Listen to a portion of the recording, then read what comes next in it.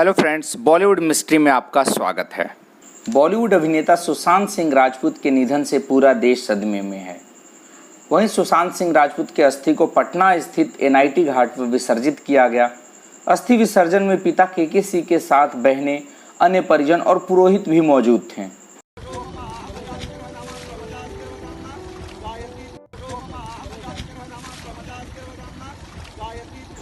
परिजनों के मुताबिक सुशांत की अस्थियों को पटना में इसलिए विसर्जित किया गया क्योंकि उनकी मां का अंतिम संस्कार भी पटना में ही हुआ था। सुशांत के निधन के बाद पटना वासियों के साथ साथ राजनेता और भोजपुरी फिल्मों के कलाकारों में भी रोष है। जब तक उसको इंसाफ नहीं मिलेगा तब तक हम लोग सड़क पर ही रहेंगे।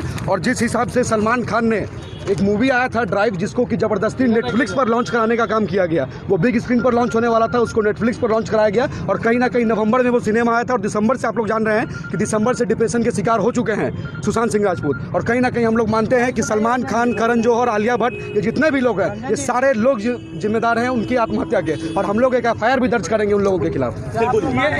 हम लोग मांग नहीं कर रहे हैं, हम लोग अब ऐलान कर रहे हैं कि अगर इंसाफ नहीं मिलेगा तो पूरे बिहार में किसी भी सिनेमा घर में बॉलीवुड का सिनेमा नहीं लगेगा। पूरे बॉलीवुड स्टार का जो यहाँ पर है आप पोस्टर लगाए हुए हैं, इसको लेकर क्या आप? इसको लेकर के हम लोग ये कहना चाहेंगे कि जितने लोगों का तस्वीर इस पुतला में लगा हुआ है वो सब तो गुनहगार हैं ही, और जिनका नहीं भी लगा हुआ है वो लोग भी गुनहगार हैं। और धीरे धीरे करके हम लोग इस तरीके से प्रदर्शन करेंगे तो सारे के सारे लोग उजागर होंगे इसमें।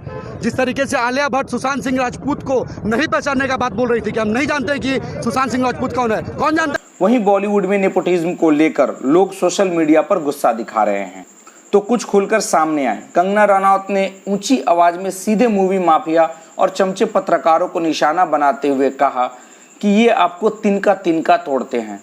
वहीं प्रीतिश नंदी ने कहा कि बॉलीवुड में क्रूरता के लिए गेम नहीं बल्कि एक गैंग जिम्मेदार है। ये ऐसा गैंग है जो सब कुछ कंट्रोल करना चाहता है। सुशांत सिंह राजपूत की हत्या के बाद कई चीजें बाहर निकल के आई हैं। कुछ मैंने इंटरव्यूज पढ़े हैं, कुछ डायरेक्टली भी बात की है। तो उनके पिताजी का कहना है कि वो फिल्म इंडस्ट्री में हो रही टेंशन के करके बहुत ज्यादा परेशान थे। अभिषेक कपूर जिन्होंने उन्हें लॉन्च किया, उनके साथ हाल ही में एक फिल्म की है केदारनाथ, उनका कहना है कि it was a systematic dismantling of a fragile mind. Ankita जो उनकी लॉन्ग टर्म पार्टनर रह चुकी है, उनका कहना है कि वो सामाजिक रूप से की गई अपमान और बेइज्जती नहीं सहन कर पाया। तो अब मैं आपको बताऊंगी कि मूवी माफिया ने ना कि सिर्फ उनको बैन किया था, सिस्टमैटिक डिसमेंटलिंग, कैसे कतरा करके उनका दिमाग तोड़ा गया है, उनको मारा गया है। तो ब्लाइंड आइटम आप इसलिए लिखते हैं क्योंकि आप जब झूठ लिखना होता है आप को के अगेंस्ट कोई लीगल एक्शन नहीं लिया सकता, क्योंकि आपका तो नाम ही नहीं लिखा, मगर उसकी जो डिस्क्रिप्शन होती है, जैसे मेरे बारे में लिखा जाएगा कि जिस लड़की के घुंघराले बाल हैं, जिसको नेशनल अवार्ड मिला हुआ है, साइकोटिक है, इस तरह से जो कि मनाली से डिस्क्रिप्शन पूरी दी जाएगी मगर नाम नहीं लिखा जाएगा।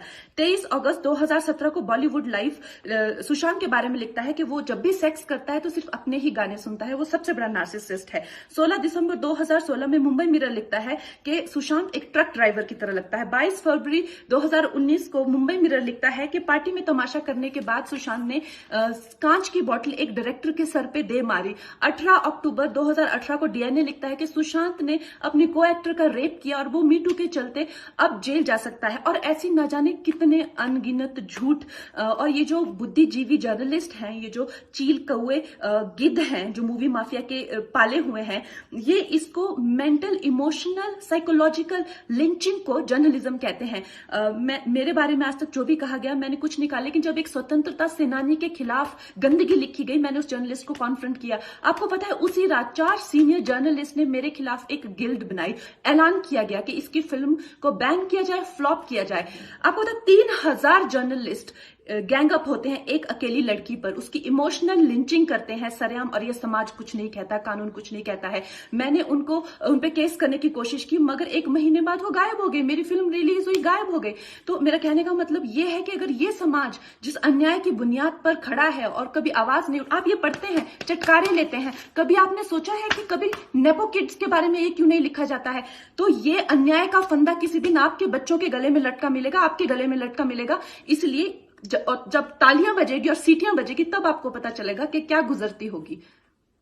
वहीं जन अधिकार पार्टी लोकतांत्रिक के राष्ट्रीय अध्यक्ष पप्पू यादव ने बॉलीवुड अभिनेता सुशांत सिंह राजपूत के आत्महत्या मामले को सीबीआई जांच कराने की मांग की। उन्होंने कहा कि जल्द सीबीआई जांच का फैसला नहीं लिया जाता है तो पटना हाई कोर्ट का दरवाजा खटखटाएंगे। कहा कि हमारी पार्टी सुशांत के न्याय के लिए कटिबद्ध है। एक ऐसा कर्मयोगी थे और एक अच्छे इंसान थे, और जो व्यक्ति नीचे से स्ट्रगल करके बिहार को गौरवान्वित किया था, बिहार अवसान में चला गया। मैं कल्पना नहीं कर सकता हूं, मेरा बेटा रणजी खेलता है और उन्होंने रो करके फोन किया, ये कैसे हो सकता है? मैं भारत सरकार से मांग करता हूं कि इसकी पूरी जांच हो। मैं अभी उस पर कुछ नहीं कह सकता हूं, लेकिन मुझे कहीं ना कहीं कोई न कोई गहरी साजिश लगती है। सुशांत सुसाइड नहीं कर सकता है। सीबीआई इंक्वायरी मैं चाहता हूं। हर परिस्थिति में सुशांत की हत्या है, ये वो आत्महत्या नहीं कर सकता है। इसकी पूरी सीबीआई जांच। नमस्कार।